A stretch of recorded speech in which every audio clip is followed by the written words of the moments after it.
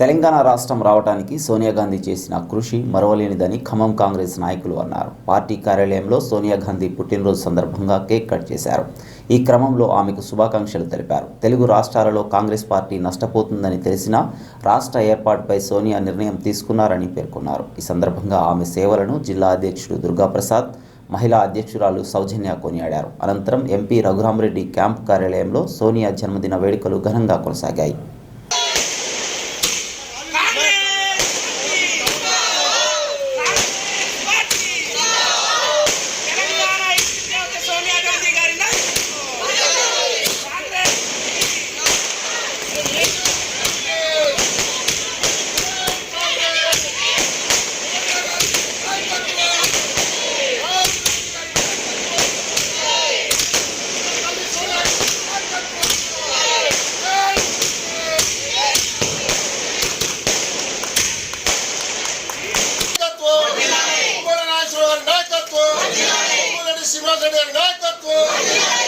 Durgaprasad नायकत्व सहायम रघुरामरेड्डी नायकत्व programme అయిపోయిన తర్వాత 12 గంటలు సోనియా గాంధీ గారి నాయకత్వం, సోనియా గాంధీ గారి నాయకత్వం, సోనియా గాంధీ గారి నాయకత్వం, సోనియా గాంధీ గారి నాయకత్వం, కాబోయే ప్రధాని రాహుల్ గాంధీ గారి నాయకత్వం, కాబోయే ప్రధాని రాహుల్ గాంధీ గారి నాయకత్వం, మల్లికార్జున ఖర్గే గారి నాయకత్వం.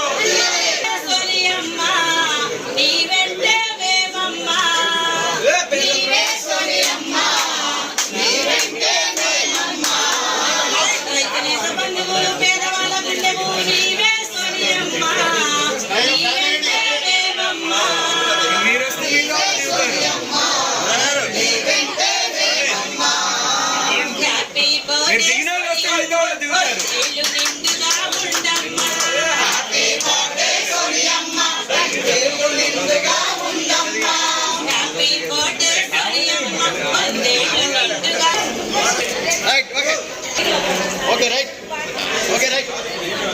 మీరు వెళ్ళిపోతే వేరే వాళ్ళు వస్తారు, కొత్త వాళ్ళకి అవకాశం ఏంటి?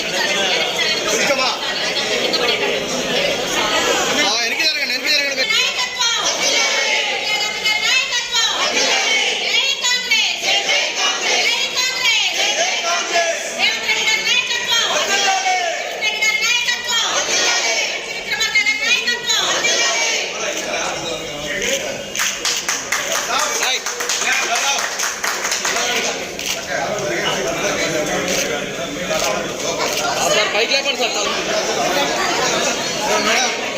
పైకి లేపడతారా? ముందుకు పెడతారు.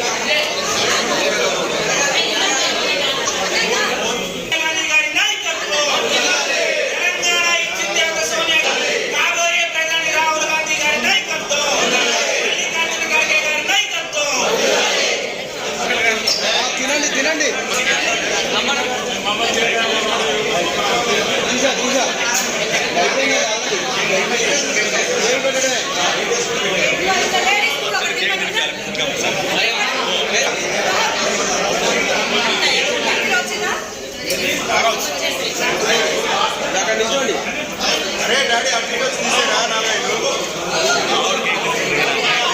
ఆమె ఈ తెలంగాణని మనకి ఇవ్వటం జరిగింది.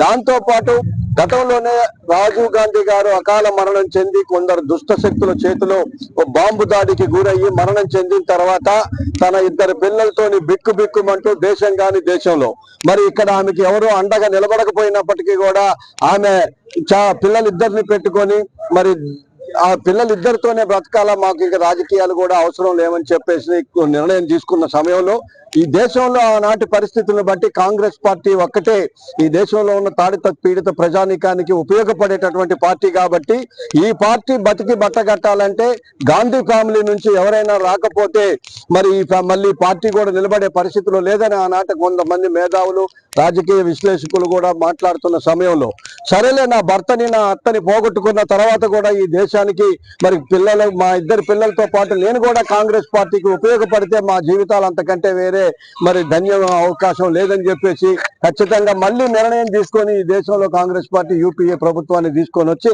ఆనాడు కాంగ్రెస్ పార్టీని అధికారంలోకి తీసుకొచ్చి మన్మోహన్ సింగ్ గారిని ప్రధానమంత్రిని చేసింది. కాబట్టి కొన్ని చారిత్రక నిర్ణయాలు తీసుకోవడంలో సోనియా గాంధీ సాహసోపేతమైన మరి విధానాల పట్లనే ఈ దేశం ఈ రోజు సుభిక్షంగా ఉందనంటే దానికి కారణం సోనియా గాంధీ గారే. కాబట్టి ఆమె ఇలాగే నిండు నూరేళ్లు మరి ఇట్లాగే పుట్టినరోజులు జరుపుకోవాలని చెప్పేసి ఆయురారోగ్యాలతో ఉండాలని చెప్పేసి కూడా జిల్లా కాంగ్రెస్ పార్టీ తరఫున కోరుకుంటూ ఉన్నాం.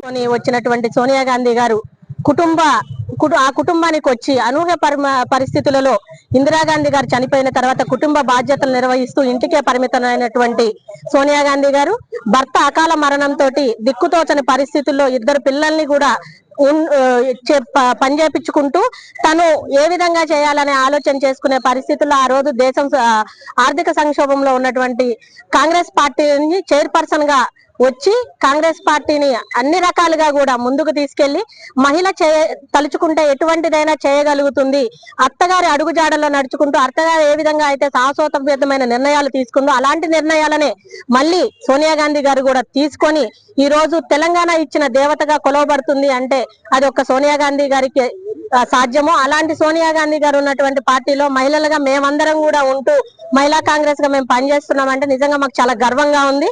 ఇలాంటి సోనియా గాంధీ గారు ఇంకా ఎన్నో సంవత్సరాలు ఆయురారోగ్యాలతో జీవించాలని చెప్పేసి మనస్ఫూర్తిగా కోరుకుంటూ ఆమెకు మరొక్కసారి జన్మదిన శుభాకాంక్షలు.